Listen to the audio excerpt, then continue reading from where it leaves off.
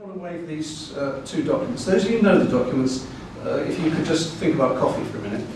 Those of you who don't know them, I seriously recommend that you read them. And I'll say why in a second, and why it's so significant to the way in which we're doing that next bit. If you've not come across this, you can download it. It is called Assessment in Schools Fit for Purpose. It's written by one of our greatest academics, and that's Dr. Mary James, in collaboration with colleagues.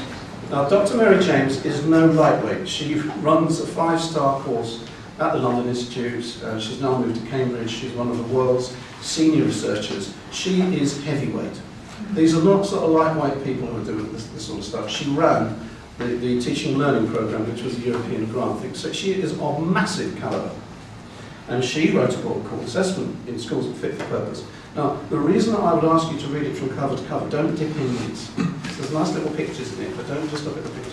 Please read the text, because what it does is it takes a scalpel to the current summative assessment disease that we have and slices it up in little bits. And it falls apart. And it is this, in the first of an academic tome, that actually challenges the notion that summative assessment has made any difference to our children, and what it's doing to schools is in here. Now, those of you coming into the profession, you will need to have armoury. This is armoury. This was written this summer, so this is August 2009. It stopped, when it came out, it stopped in its tracks the assessment programme that was about to hit all British schools. For those of you who will know that APP is on its way, some of you will also know that there is an assessment sort of strategy that's coming in as well, yet again. It's about the 5th time they've had a go at it. Well, this assessment strategy that's coming in was stopped in its tracks because of this document, and it was reappraised.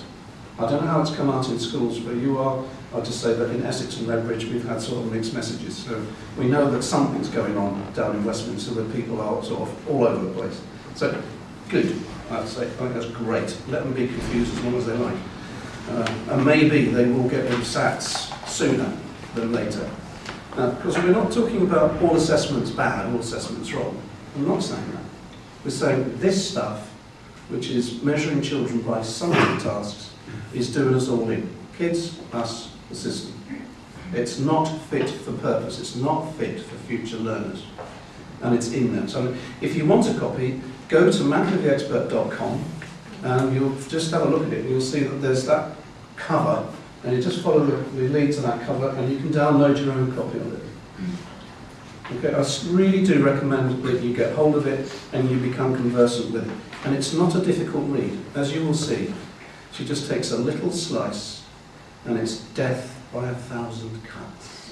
And you will love it.